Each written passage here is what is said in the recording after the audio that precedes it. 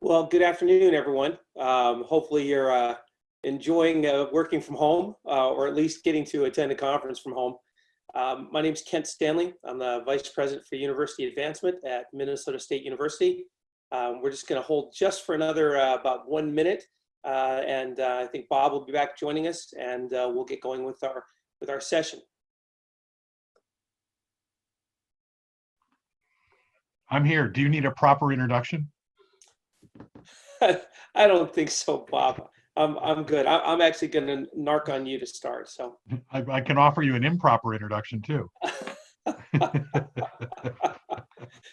Well, I think in full disclosure, everyone, I attended Meeting the Minds last year with a group of my staff in annual giving and advancement services. And we came away with just a boatload of new ideas.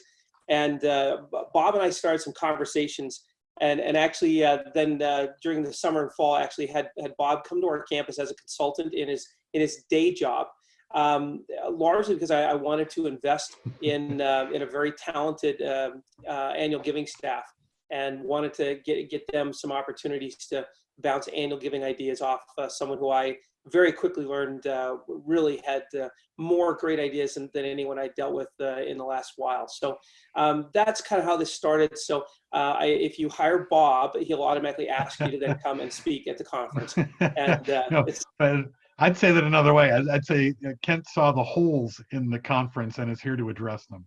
Okay, well let's go with that. In our conversations, one of the things Bob and I talked about with the conference was how do we talk to people about their careers and about opportunities to continue to grow in the advancement field. One of the challenges I've watched now with 25 years of advancement work is we've seen a lot of very talented people not see their next steps, or not make that transformation into the next step of whatever that might be, but within the industry. And so we've lost actually a lot of talent, I think, over the last number of years, because we haven't been able to make those next steps available and help prepare people for them. And I think that's there's not an industry that can afford to have a talent loss. And so as Bob and I talked about it, the idea of having at least a couple sessions where we at least sketch out some ideas about what career steps could look like. So with that, I'm going to put a PowerPoint up. Bob is going to kind of monitor the question and answer. So if you've got questions, we'll absolutely want to stop. I'm going to move fairly quickly, and have a lot of kind of ideas that we'd like to at least address for you to take a look at here. So let's start with this. By the way, nice slide that we all got to use, Bob. Beautiful. It's completely fabricated. Okay. So the session we're going to talk about is you've just been named and go ahead, fill in the major title, whatever the next step would be, or whatever an ultimate career ambition might be. And so everyone tells you congratulations, and now what? And I think the thing that, let's see, how do I advance my, sorry, I'm trying to make sure I advance my slides. Oh, there we are, down in the bottom. There we go. Okay, now I'm good. So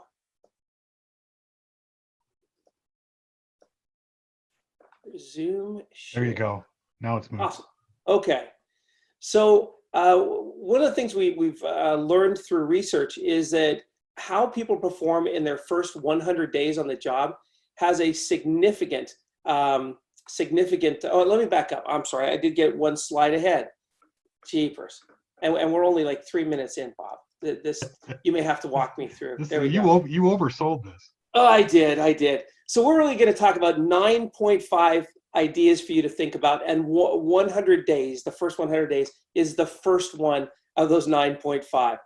So we'll go through these kind of slide by slide a little bit and give you some things to think about as you think about what your transition to a new job might look like.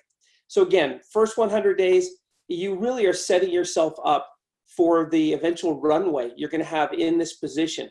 A lot of that is determined by how you come in and how you function in the first 100 days. And so the question is, do you have a plan?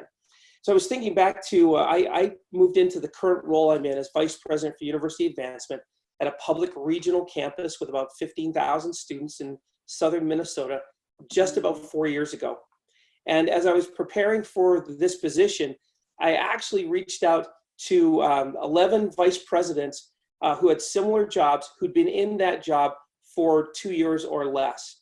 And so it was really kind of an important element for me to figure out what my first 100 days was going to look like.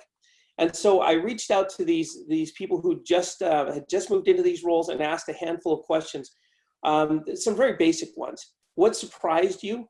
What was in the job that you knew was going to be there, but it was a little bit of a twist from previous schools you've been at? What were the things that didn't surprise you at all? And so I think it allowed me to get a whole variety of people's viewpoints that had just kind of gone through this process. So what I did is I built out my first my list of the things I wanted to get accomplished and how I'd want to do them, and I dealt with them on a strategic level, like what you see right here, and then I also dealt with them then on a tactical level.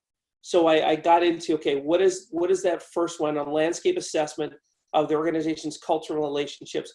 What does that actually look like in terms of the things I need to actually do on a daily basis? And so an example, if you look at E, review the policies and processes between the foundation that I now serve as the executive director for and the university. And so I would actually come in, I moved from Utah, my family was about 6 weeks behind me. And so I spent Saturday mornings reading the policies and bylaws of the foundation and starting to understand, if everything was what it needed to be. But there was an example of it was going to be important for the operating structures that I was going to need to follow. Did I understand what the policies and the bylaws for that foundation actually looked like? But so setting up the first 100 days and a plan, and then actually being able to go in and every week go in and look at what we gotten done, what I still needed to do, and how these things were progressing. The second thing, and again, it was part of the 100 days, but it was really, I do a deep dive into the culture of an organization. I am a huge fan and big believer in the concept of organizational culture. If you start with even this concept, every organization is perfectly aligned to get the results they're currently getting. And so everybody kind of understands that, but we a lot of times don't take it to the next step, which is virtually every organization wants to improve or do things a little differently. But you're actually set up to get the results you're currently getting. And if you're going to make that change, that is now, that's change, and you'll find people who are change resistant. And sometimes you'll find entire cultures like higher education that can often be very change resistant. And so understanding what the culture is it good culture? Is it bad culture? But understanding it. Peter Drucker, the business CEO and author, used to say this, and I'm a big believer of this, that you can have the greatest strategy and tactics, but if you don't have the right people and they don't believe in what you're doing, and you don't have a culture that's about mission, then I think it doesn't really matter what the strategies are. They're always going to come up a little short of where they could be. So I'll go back to what I just said about all organizations. I think that this is a really important element because for me, this is a way to simplify what I was explaining to people about what culture was, and whether it's the people in the organization who now I'm trying to lead and I'm trying to learn about, or people outside our organization, want to explain that, okay, it's pretty predictable. If we want to raise more money, we're going to have to do some things differently. Sometimes that's how we align the human side. Sometimes it's how we align the budget side. But if we look at what the results we're getting in terms of fundraising or marketing or alumni engagement, you can find that it's pretty predictable based on how you've aligned the job descriptions and the organizational structure and the resources. And so I think it's really important to understand this principle, because it then leads into most of what we do in terms of culture. here's some of the challenges I think that we have in doing this honestly. Can you get a deep dive into what the culture is now? And you have to be really honest. In my case, looking at things, a lot of times we look at the culture kind of with rose-colored glasses. I'll work through that, or these people, they'll do differently under me than they did under the previous leadership, or I'm going to bring in, I'm going to motivate people differently, and that all may be true. But I think you have to start out with a baseline of kind of those kind of almost those three basic questions we often use. Where are we? Where are we going? And how do we get there? So where are we in terms of our culture? And be very honest in your critique. Imagine the culture as you might want it to be for this organization. And then how do I get there? Map the difference between the two, make it an action plan, and then measure differences over time. I think that making a culture shift from, if that's part of what you have to do as a new leader, that can be anywhere between 2 and 5 years to get the culture that you really want, that will allow your organization to reach new levels of success, however you are going to determine success. But having a very honest conversation with yourself, most of the time with your supervisor, whoever that is on the org chart, and some culture can be even just 1 or 2 additional people, or even a group of students that you bring in, and how you deal with them. At one point, I ran a call center, and we actually we asked, because the students were in during open office hours, so they started. We had meetings at 2:30, and they got on the phones at 3, and we stayed on the phones until 5:30. And we asked, we had a dress code for students. And so it needed to be a professional level of dress, and we had very clear expectations of what that was. And then when they came back, they went for dinner at 5:30 and came back at 6:15, and then would work from 6:15 until 8:30. Because the doors were going to be closed, we told them that they could dress however they wanted. What's interesting is that sometimes the footwear changed. Guys might have lost a tie because that was actually part of the culture. But they probably stayed dressed the same way because they started realizing that how they dressed made a difference in how they felt about the work. And that became part of the culture that we were trying to embed, even with our students. So be aware that culture is, as Drucker said, culture eats strategy for breakfast. Relationship pathways, and there's a variety of ways to look at this. Do you understand the relationships that you're walking into that have already been established and you're going to be new? And so with an executive coach I worked with for many years, we kind of talked about it like this. That we looked at an influence map. You know, when you're working from home, you have all the best snacks and beverages are always exactly what you wanted. But the idea of an influence map was something that I've worked with for a long time, and I think you can build this out however you want. But again, looking at the axes of power and of interest, and depending on where you are in the org chart, that can be a whole variety of different people are going to influence your work, your ability to get the work done you want. They can influence your career to a certain extent. And so who is it that would fit in each one of these boxes? And so that was on my 100-day, my first 100 days was actually at the end of it was to sit down and lay this out to see if I thought that I understood this influence map. And then I actually took it and sat down with my supervisor, in this case, the president of our university, and said, this is how I understand it. Can you help me look at this and see if I've got this right, or if you think that I need to tweak some things? And so basically, we just put names of people or positions in each one of these boxes so you can understand that the people who have the most power to influence the work that we do and have the most interest are going to be in the top right, manage closely box. The people who don't really have a lot of power and maybe don't have a ton of interest, but have some power and interest about the work we do, they'll be in the bottom left and in that monitor box. And so to give you some examples, for my position, when I got this done, here were some of the people that I moved into different areas. Now, the president was really excited that he got to be in the top right box because sometimes he didn't feel very powerful. But I certainly know he was interested in the amount of money we raised and the marketing and all the different things we do in advancement. But this gave me some different ideas about who needed to be managed closely, kept informed, monitored, or had to be kept satisfied. And again, this was for the position that I'm in right now.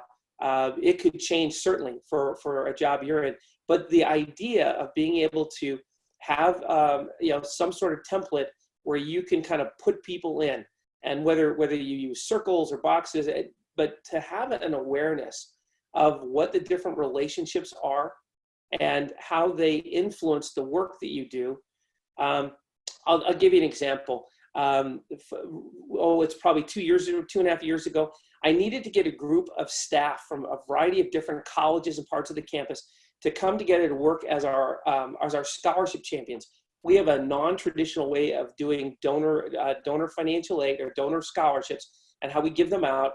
And we don't have a traditional financial aid office, so a lot of it is really decentralized.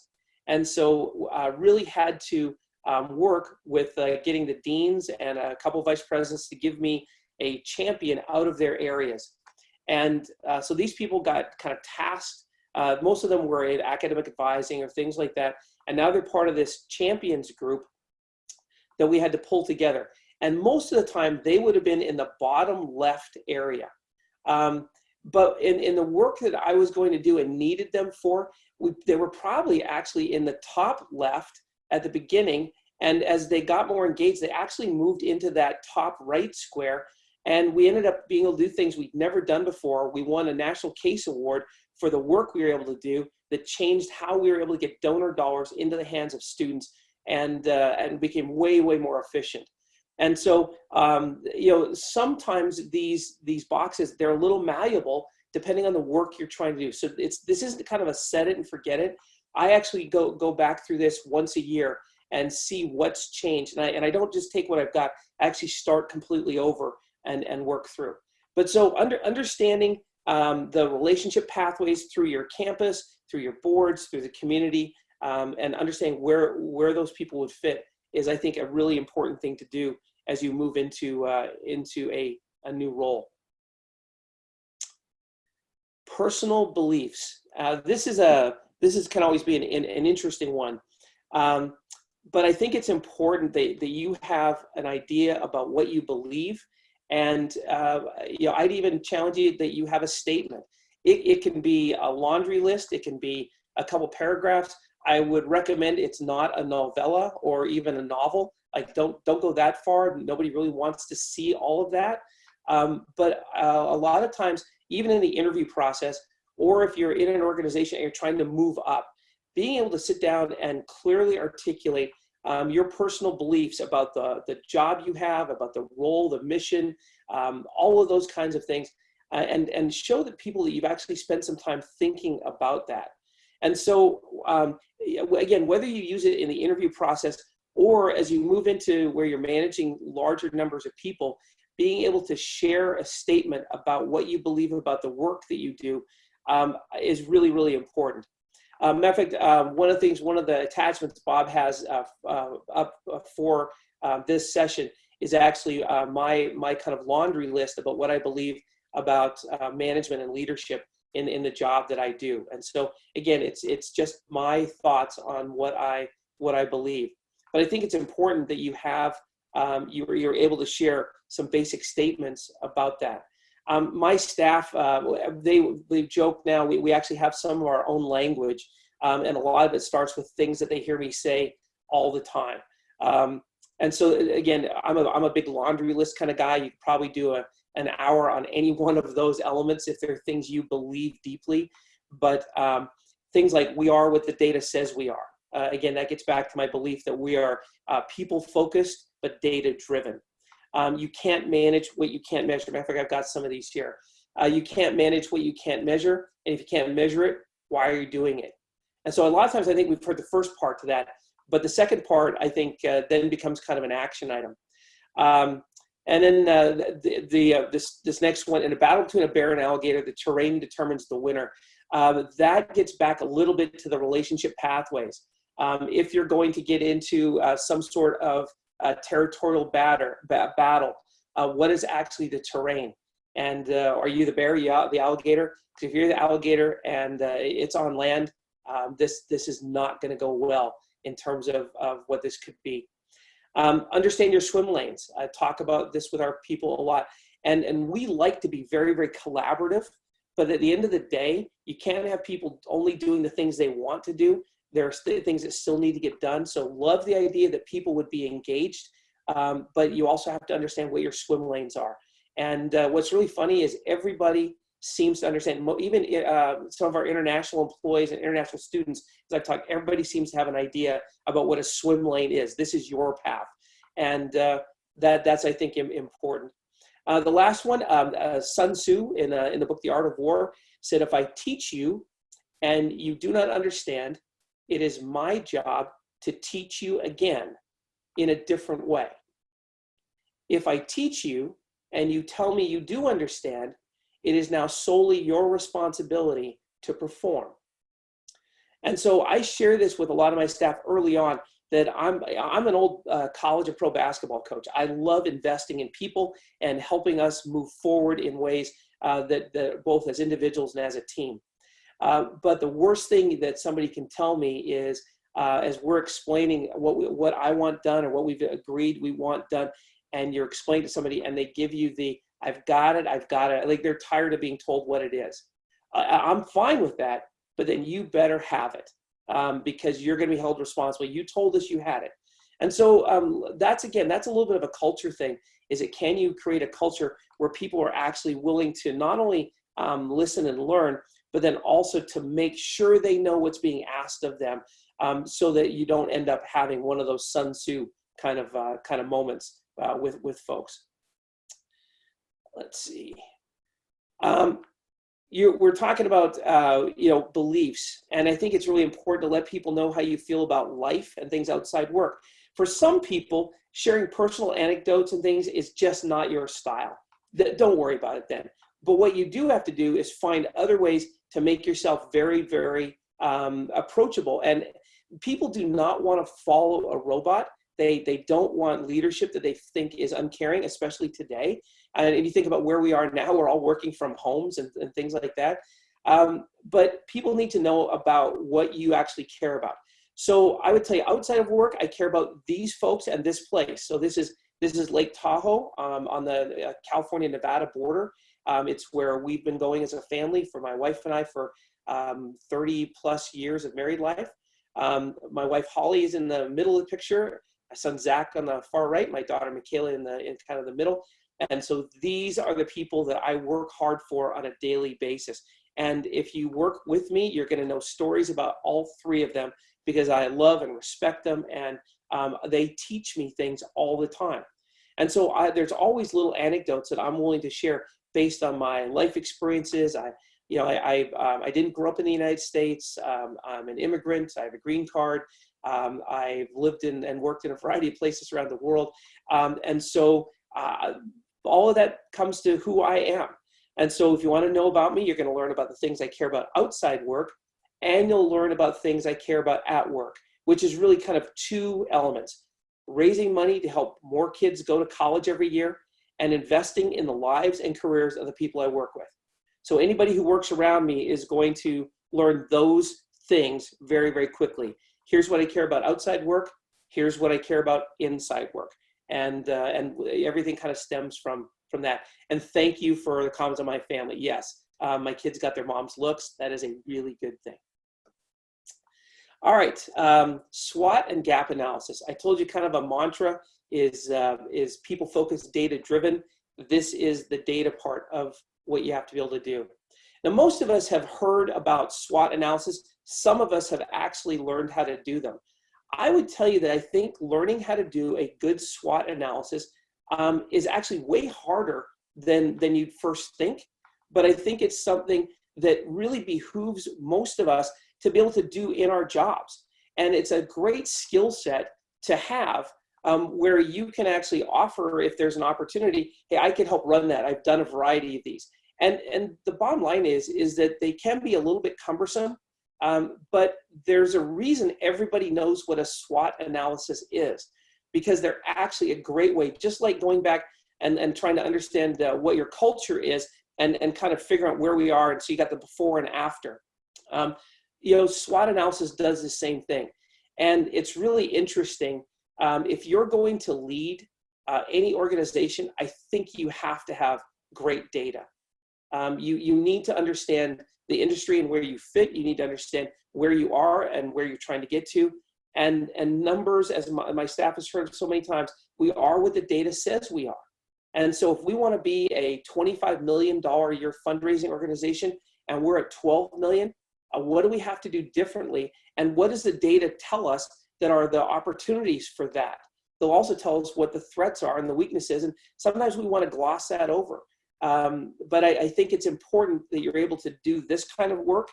And then also gap analysis, same kind of thing. And this is a little bit more of the, of the same kind of thing like with the culture, but the idea of potential, where we want to be and where we're performing if we do nothing else. And so what is that gap? And again, there's if you Googled, how do I do a gap analysis or how do I do a SWOT analysis, you'll find a whole lot of information, but actually doing it and becoming comfortable enough that when you're in a leadership role, you could perform SWOT, gap, or both, because it'll give you different answers. I think those are really important tools to be able to do. When you come into a new organization, you've just been named, again, you fill in the title, being able to get to the bottom of the data, because odds are the people you're following didn't do that. Every once in a while, you may follow somebody who is a great manager, a great leader, and all the data is there and it's readily apparent. I'll be very candid. I've avoided those kind of jobs throughout my career.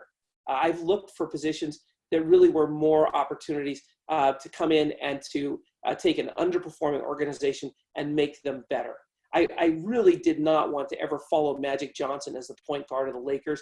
I don't think there's a whole lot of success that somebody's going to have there. And so I was going to look for opportunities that maybe where they weren't, doing as well as they could. And so I've stayed, at the smaller campuses and places that fit what I felt my skill set was. Okay.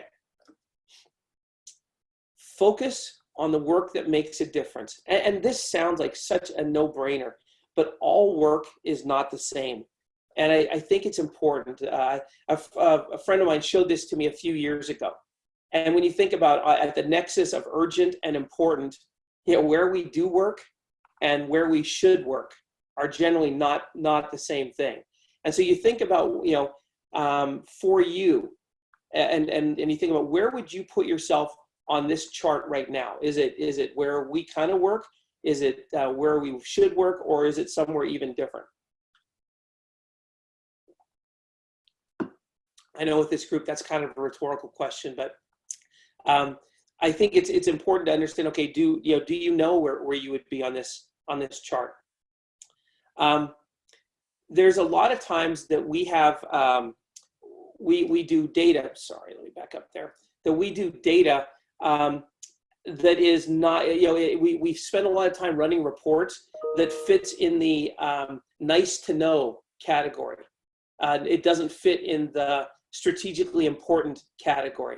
And a lot of times, as you start doing some of that SWOT and gap analysis, you start realizing that we're not actually asking the right questions. So the reports we're getting don't actually help us determine what we should be doing. Working with Bob last fall, we talked a lot about what the data was that we were paying attention to. And he helped us kind of get that much more aligned. So that it wasn't just what the campaigns were, it's how are we analyzing things and how do we dig a little bit deeper to not just look at, there's a lot of times in annual giving, we say, well, we can't really tell what the key influencer was for this acquisition. And you just look at it and say, well, actually, if you got into it, you probably could.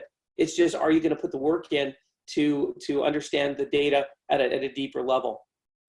A couple other quick things about data. Again, there's lots of reports that we've always done this. I always look at it this way, and I look at it this way like with fundraising events and other things as well. If we were starting today and we hadn't, we weren't already running that report or doing this event, would we start it now? And if the answer is anything but a resounding yes, then I think maybe you ought to think about stopping whatever that is that you're doing and spending a lot of time on. There's always the element of we've always done this. But a lot of times we have always done this, but we can't remember why we started it. And so just be reminded that throughout higher education, we are great at starting things. We're generally really crummy at stopping things. And so what is it that you could stop doing and recalibrate that time? Remember, if you're going to bring an organization to different levels of success, you're going to have to realign some things. And part of that process is, can I focus on the work that's important, and can I get data that's going to help me, not just give me stuff that's nice to know? So those are just a couple of things to be thinking about on the focusing on work that actually makes a difference, not that's just kind of in the urgent category.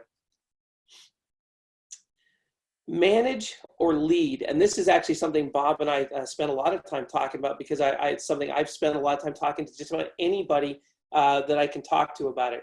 And it's really a question of what's the difference between someone being a leader and being a manager? And there's a lot of places that look at the two as being synonymous. I tend not to. I think that there are times when a job needs someone who is a really good manager. Other times I think they absolutely have to have a leader. Sometimes you'll find people who actually have both skill sets. But those are people who either just are natural leaders and understand how to manage, or they're people who have actually done a lot of it and have, through experience, have gotten to be good at both. But in my experience, it's not that many people are actually good at both these areas. I would probably self-identify as being an average manager. But I think because I look for areas that are underperforming and allows me to come in and lead, and we have to manage functions, but I actually work on leading people. And so what I would tell you is, if you feel like you can be a pretty good manager, but maybe not a great leader, where you're not necessarily visionary, or people aren't drawn to the way that you're going to lay things out, but you're actually a good manager, make sure the job that you're looking at as a potential move requires a good manager. Often I find, and again, I've watched it a lot in intercollegiate athletics, because it's got its own part of it's got its own sports page, and there's a lot of analytics. But I watched a lot of times people who are really good managers take positions that required a really dynamic leader. And then 3 years later, everyone was disappointed that they hadn't gotten the success they wanted, and they made a leadership change. They probably didn't do what they needed, didn't do a favor for the person they hired. And so I think there's a difference here. The other thing I would throw into this mix is the concept of what I'm dealing with right now, and we're dealing with it nationally, and we're certainly seeing it in higher education, the idea of what is courageous leadership. And I think courageous leadership is this nexus of competence and character. And we know lots of people who are very, very good at the job, but you kind of question if they would be somebody that would be, maybe they've got some ethical issues that you know of, or you've seen them or heard them make comments or act in ways that you question that. On the other side, we've got people who have just the most amazing character. They are great people to be around. They're the people you would actually play poker with over the phone. Great character folks, but they're not necessarily great at the job they're in. And so there's a lot of people who have attributes in both areas, but you're looking for the people who there's this great overlap. And that's where we're looking for, I think, leaders today in higher education. Higher education is about to be disrupted in ways that it hasn't been disrupted in probably the last 100 years. And so finding people who are really competent and are willing to be courageous leaders. And courageous a lot of times means they're going to make decisions that are in the best interest of the institution, but actually may not be in the best interest of their personal career. And so understanding that they're going to make the right decision to move an institution forward, knowing that may mean I'm not going to be here for 10 to 12 years. I'm going to be here 6 to 7, because and one of my mentors told me years ago, if you are willing to make difficult choices for an institution, you're going to have 6 people a year get mad at you. And it's not mad for today. It's actually, we now think you're a bad person. And so if you're adding them up at 6 a year, after you've been in a place 6 to 7 years, that's enough to have a parade in your honor. And they may bring torches and pitchforks. So you just need to understand that sometimes, courageous leadership, there is a challenge there. Okay. Build or add a network. And we all get told about how networking, it's so important to network. The fact that you're willing to go to a conference and even do it from your home and in sweatpants says a lot of good things. But it's always interesting that I watch people when they go to a conference, and they'll go and they'll listen and they'll learn some things. They'll take good notes. As soon as a session is over, man, they're heading out. And if the only people that they may spend time talking to at that conference are people that they came there with or people they already knew. And so it's always interesting watching that. As a development guy, that's kind of what we pay attention to, right? Is body language and how people interrelate. And so one of the things I would throw out to you here is can you build your own network of people who do what you do within a regional area or within a profession? We all belong to large groups, but I have been passionate about building my own networks. And so not just me talking to Bob or talking to John Taylor, but actually how do I connect with a whole group of people that then I can connect with in this area? So when I moved here to Minnesota, I'm part of my university is part of a system with 32 campuses, seven senior universities, and 25 community and technical campuses. So I have something in common with 6 of the other institutions. So as soon as I arrived, I reached out and with that group built a network. And so we communicate in some formal and informal ways, but the 7 of us who are vice presidents for university advancement communicate regularly. And that's just, that's a great place for me to throw ideas out. When I was learning how to be a vice president in a union heavy or bargaining unit heavy type of environment, having some people that had the same job as I did and were willing to be candid.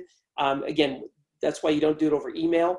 I think that those were all things that we had in common, and that those were really, really helpful as a group to build, again, a new network of folks. I kind of have done this everywhere I've been. And one of the things about building a network is then you can lean on it. You can ask them to, for help on things. So an example, every fall, so the Monday and Tuesday of the week of Thanksgiving, Thanksgiving week, other than sending thank you notes out to people, the week of Thanksgiving is not a good time for development people to be out trying to raise money or even be in touch with their donors. And so basically, that week is a little bit of, we catch up on some things and that's it. Well, what we've done is we use Monday and Tuesday actually for professional development. And so I bring in a variety of people from my network, some of them live, some of them we do like via Zoom or whatever our tools would be. And we spend Monday and half of Tuesday actually just doing a whole bunch of sessions. And then Tuesday afternoon, we do a reboot and look at everything that we've just learned and what do we need to learn more of that we're going to work on in case studies as we move forward in our bi-weekly meetings or things like that. But I would tell you that the majority of people who speak are in one of the different networks I've created over the years because they're people I've learned to trust their voices.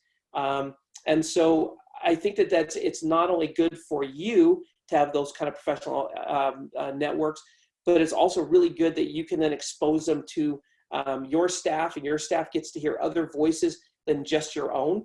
I've always vetted it. I don't want someone coming to tell my staff that I'm making them work too hard or things like that. Things would be counterproductive. But the reality is it can be great support for you, for your staff, and for basically those other folks as well. Because a lot of times we actually get better at the things we're doing when we're having to present them. So just a couple of things for you to be thinking about with that. So a couple ideas here as you think about your own network. And some of this is, where are you getting your ideas? And so are you getting something, you pay attention to some of the different voices that are out there. We're very fortunate between the Chronicle of Higher Ed and the Chronicle of Philanthropy, two great, magazines that come, their newspapers that come, and they're really, really cutting edge. And then their daily briefings are even better. What other voices are you listening to? If you're someone who's going to ever work with a foundation board, you need to know about the Association of Governing Boards and their trusteeship magazines, which have helped me completely restructure a foundation board that wasn't quite where I'd like them to be.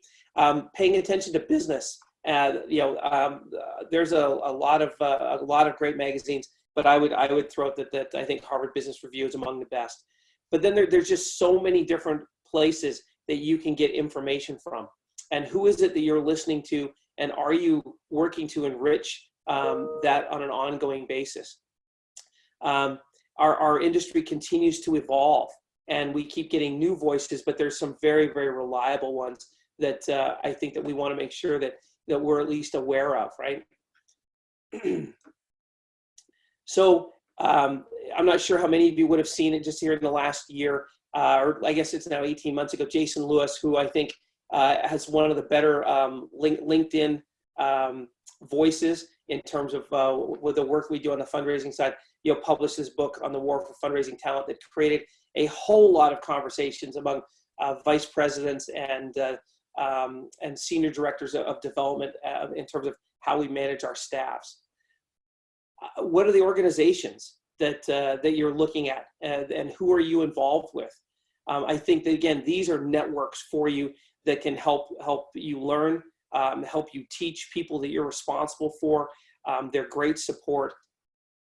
And then, there's just a handful, and Bob, my apologies, I didn't get everybody that's actually sponsors for the Meeting of the Minds. I kind of went with some of the people that we actually work with at Minnesota State. And so, again, here's a handful of people. But, let me throw this out, though. A year ago, we were trying to answer get the answer to a problem we had, which was our email marketing, our event registration, and online giving. And my staff and I got some time to spend with some of the iModules folks who are at Meeting of the Minds, and we actually will go live with iModules on April 1st. So just so we know, the sponsors absolutely get their money's worth by helping out with and being at Meeting of the Minds. So just make sure we're aware of that. Okay, the ninth here is tell the story. And I think most of us understand this, but storytellers rule the world.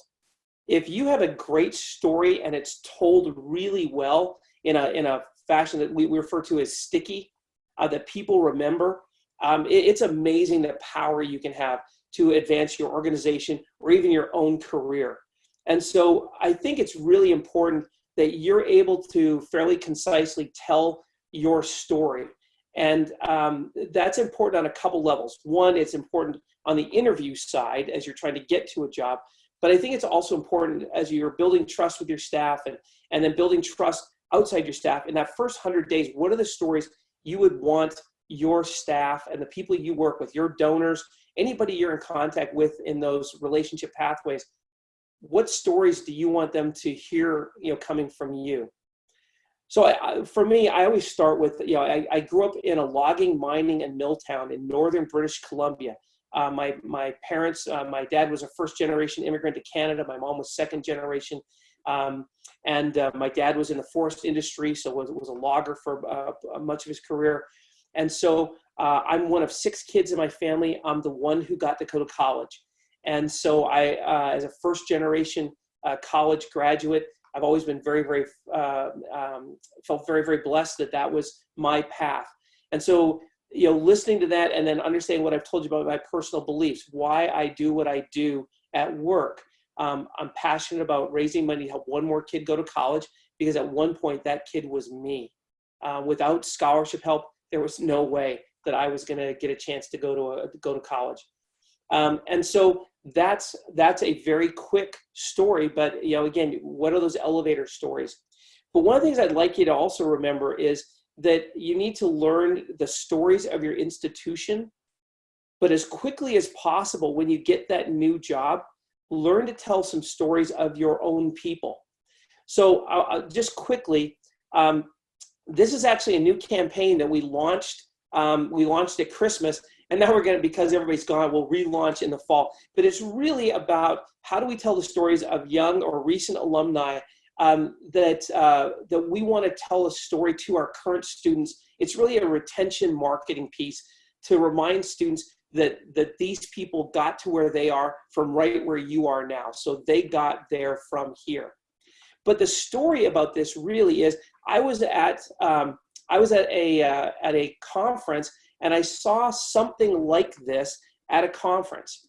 And so I was enthralled by them. I thought they were a great way to tell a story. These are almost 7 feet tall.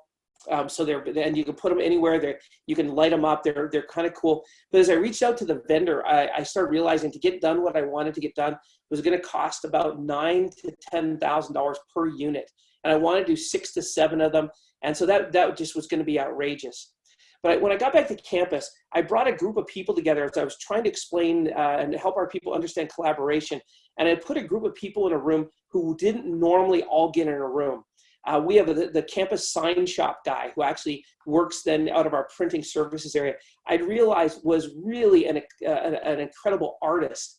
And so I wanted to try and bring him in and start using some of his talents, because yes, he made sure we got the parking or door signage right, but he could do so much more. And we had some graphic artists who really were tied to really kind of using tools that were pre-planned, and they were good typesetters and things when it came to making sure the business cards and things worked. But again, we had a couple of people who were actually artists. And then we had some fabricators on our campus that I'd seen some of their work at a local art gallery and then realized they worked for us. So I asked the physical plant director if I could have them come to a meeting to talk.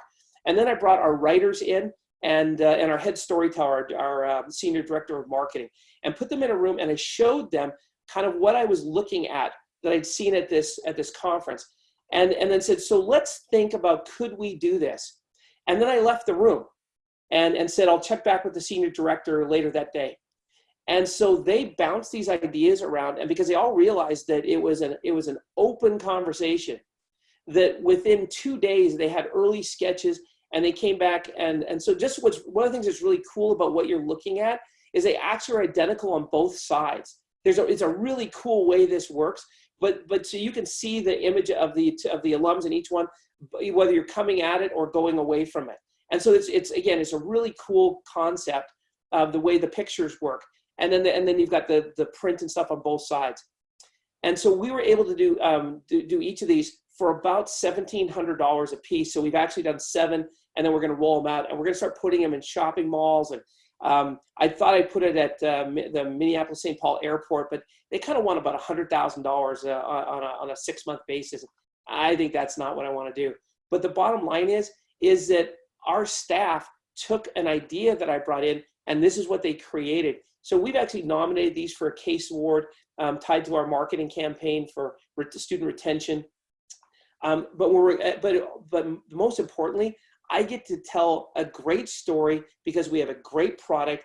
And as soon as we put them out on campus, our social media blew up. We were literally getting people doing selfies with them and sending them, because many of them are people who just graduated in the last 3 or 4 years. Jessica Davis, who's our Minnesota Current Teacher of the Year, she's probably the oldest of the alums that we targeted with this. But again, we got to tell a great story about what our staff was doing and working collaboratively. And so many of them had never met the president, and the president was so impressed by this. I actually called those people together, and the president came over and thanked all of them personally. And that just hasn't, some campuses, that's part of the culture. That hasn't been part of ours. Just nobody ever asked the president to do it. So when we did it, he was thrilled to, and those people all were really, really excited that they got to be part of something that they otherwise wouldn't have been. And for me, it's a great story to tell about collaboration and breaking down silos with our staff. So that's again, one of the key things, learn the stories of the institution, but be able to tell great stories about your own people. It's just a very powerful tool. So the last piece here, so we've rolled through this and we're at 9.5. And again, I guess it could be 10, but as a guy who spends a lot of his time marketing, 9.5 ways to look at what do you do when you get a new job. And so one of the keys is actually, what are you reading? I showed some things, we talked about the Chronicle of both philanthropy and Chronicle of Higher Ed. There's a ton of stuff online that you can read. But what are you reading that's maybe a little more long form as well? Because I think if all you're doing is reading short form stuff, you actually lose a little bit of mental acuity. And that's just based on some research. But I think that there's some things, you have to do that reading, but I think you have to do other things as well. And so Charles Munger, who is at Berkshire Hathaway, and so he'd be Warren Buffett refers to Charles as his partner. One of the things he said a number of years ago that stuck with me. He said, "In my whole life, I have known no wise people over a broad subject matter area who didn't read all the time. None, zero." And so one of the things I challenge you to consider doing is in preparation for what that next job might be, is start reading now. And it's really interesting. If you can figure out how to do 15 minutes a night of reading, the average American with a college degree can get through about a book a month. And so obviously if there's something you read a little faster, great. But the idea would be, if you went out and bought 12 books and set them up, the idea is you could get through those in a year based on 15 minutes a night for reading. And so when you think about it, it's not a huge time commitment, but it makes a huge difference in what you know. And again, you need to read some for pleasure. Some is going to be about things that are tied to work, and having a good mix, because actually donors like to talk to interesting people, as do most of us. And so being fairly well read kind of goes with working in higher ed, but actually having an intentional list about what you're reading and how you keep track. So a couple quick things on that. Again, 15 minutes a night. And at the end of most books, go back to kind of what, when we were young, write a short book report. It may only be 15 words, or it could be much longer than that. Stick it inside the book, and there you've got your executive summary. Anytime somebody talks about a book or you can't remember what the key points were, you pull it out and you've got your own personal notes on it. One of the things that we do as a staff, I do 1 or 2, depending on the year, brown bag luncheons. And they're a book series, and basically I'll select a book and offer it out to any of our staff. I also invite the expanded cabinet. So I'll invite deans and the other members of the cabinet and things, but most of it's just my staff. And if you're willing to take part, then I'll buy the book for you. So you figure that buying bulk, most books are $15 to $18. And so we buy the book for you, and your commitment is you'll read the book in the month that we've given it to you. And then you'll bring your own lunch, and we actually meet together, and we just kind of do a 90-minute book club. So we meet at 11:30 to 1, and it's a chance to review the book. About 3 weeks ago, we did our winter spring read. We read $1 Trillion Coach, which is the story of Bill Campbell, who was kind of the Silicon Valley CEO whisperer. And so the book's actually written by the three guys who currently run Alphabet and Google. And it was really kind of them writing a memoir of love for a guy who'd made a big difference in their lives. But there's a lot of great lessons about leadership and followership in that book, and we wanted to kind of go over through that based on some of the other books we'd read. So there's an example.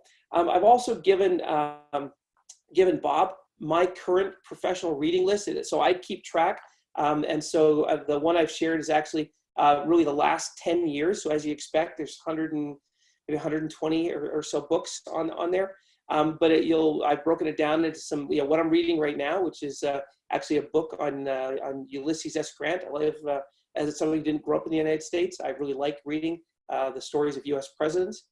But also what I've read in the last year, and then kind of in some categories. So it's an example of how I've organized a professional reading list. And so that's attached here too. So if it's something you'd like to take a look at, awesome. So with that, we've got some time for questions. I'm actually going to stop the share and go back to this point. And so Deborah, got your note, and awesome. The book list is attached. So there's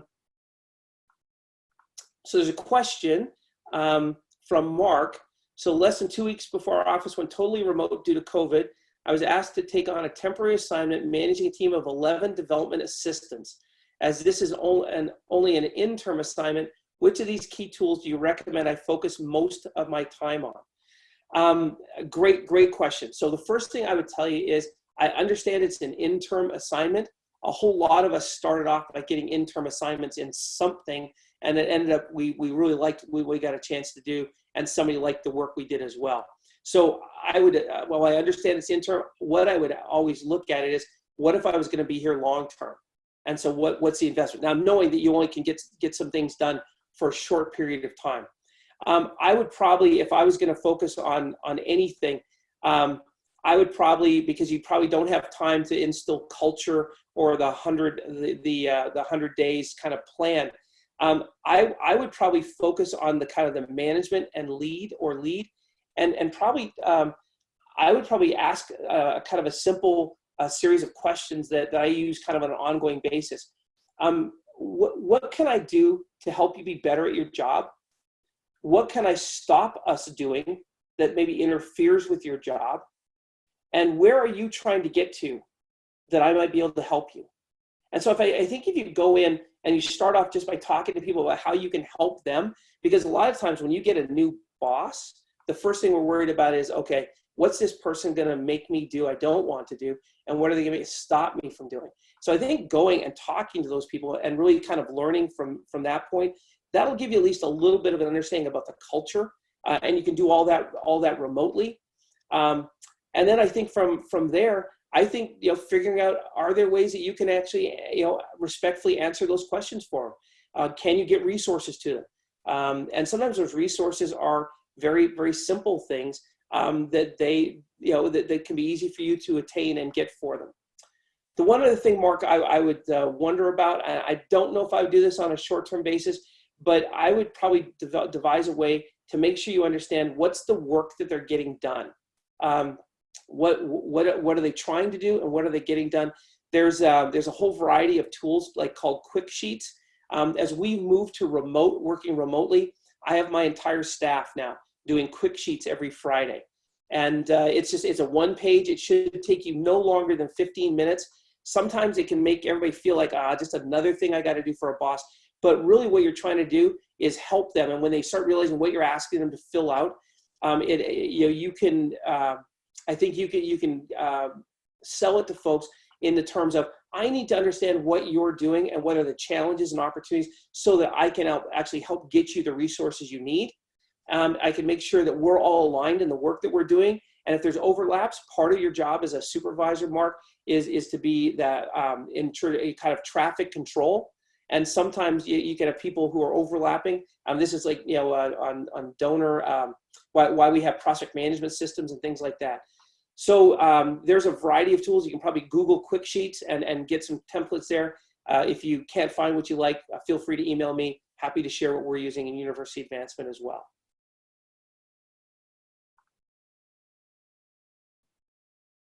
Awesome. So you've already got quick sheets. Now everybody else knows about it. So hopefully I didn't waste everybody's time for another minute there. So with that, other questions, thoughts, things I can respond to for you. Or Bob, I don't know if you're back awake, but if you've got any questions either.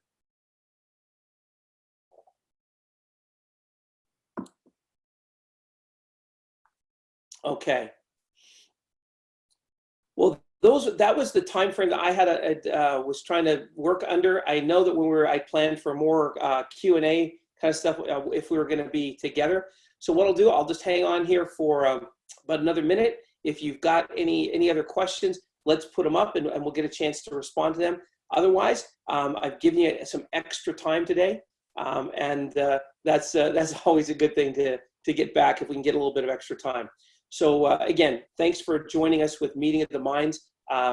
again, I think John and Bob are as good as we have in the industry, and their commitment to continuing fairly value-centered an approach to getting us much needed professional development is much appreciated by everybody. Okay, with that, we are adjourned. Thanks, everybody. Got another session tomorrow. If you want to get a chance to learn about the session tomorrow, is really going to be kind of looking at a career path and intentional steps you might want to take in developing your toolkit as you look at your career path. So have a good rest of the day, everybody.